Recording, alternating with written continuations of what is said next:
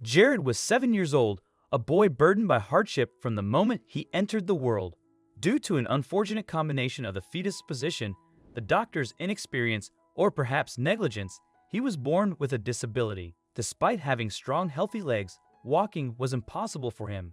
It brought excruciating pain. His parents, overwhelmed by the challenges he presented, felt deep frustration with their son, viewing him as a source of constant trouble. They had considered sending him to a boarding school long ago, but financial constraints held them back. With only his father working a low-paying, physically demanding job, one that required little education, the family struggled to make ends meet. The assistance they received for having a disabled child kept them from finding an alternative, leaving them to cope with the challenges of raising Jared at home.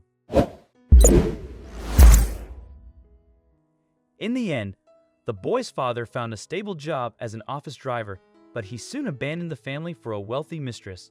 Kelly, the boy's mother, was left alone to care for her son. She often believed that because of his illness, she couldn't find a good job.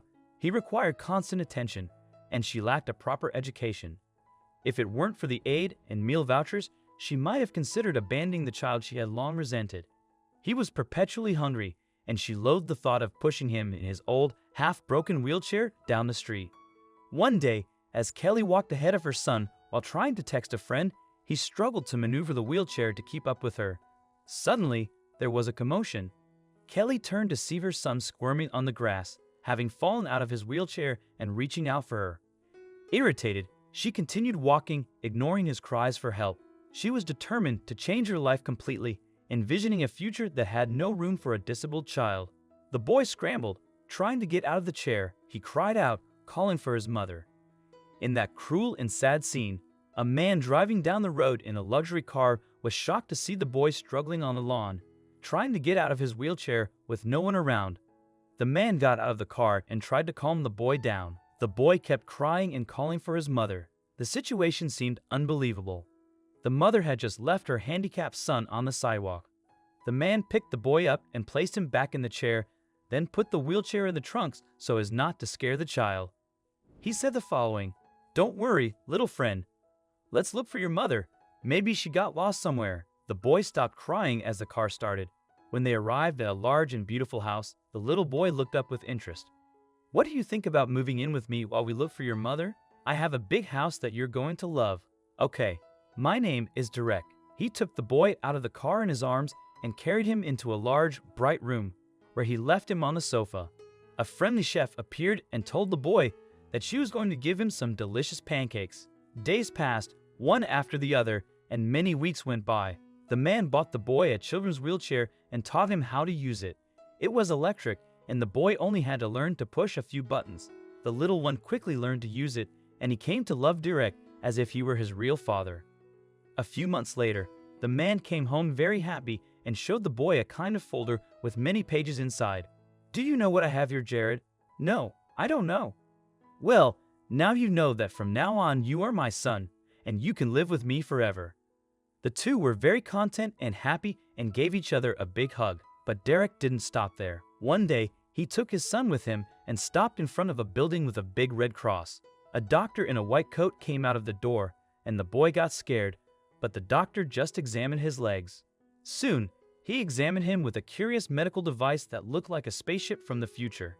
Derek spent a long time talking to that doctor, and when they got home, he put his son in front of him and started talking seriously. "Listen, son, you can walk." "Really, Daddy?" "Yes, but you will have to undergo an operation, and know that learning to walk is not easy and can even be very painful. But you will be able to walk if you make an effort on your part." "Yes, Father, I will put up with it all. All I want is to be like other kids." And that's how it's going to be. It's all up to you.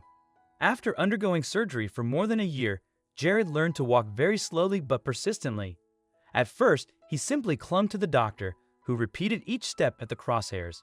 Then things started to look up. The boy struggled despite the pain, and that perseverance paid off.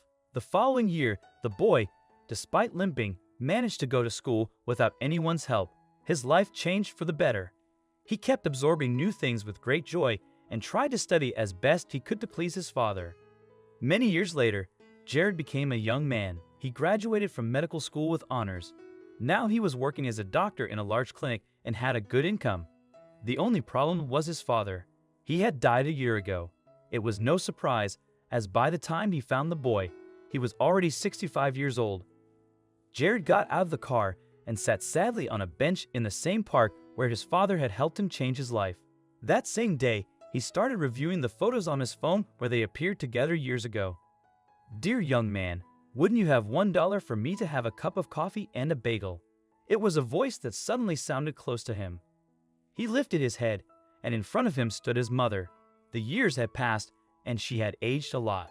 Her hair looked dirty, and her clothes were torn, but he recognized her, looking into the depths of the young man's eyes. Obviously educated and wealthy, she was also intrigued. Something distant and touching shook her soul, and the woman's eyes filled with tears. "It's me, Jared. Do you recognize me?" "You are my son." "Yes, of course." Suddenly, she wanted to leave, but her son took her hand. "No, Mom, I can't let you leave. Come with me to the beautiful house my real father left me. He helped me once, and now I want to help you in his memory. After all, you're the one who brought me into this world." The well-dressed man wrapped his arms around the woman, and together they strolled down the road. Passers-by glanced at the pair in surprise, witnessing the joy that radiated from their smiling faces.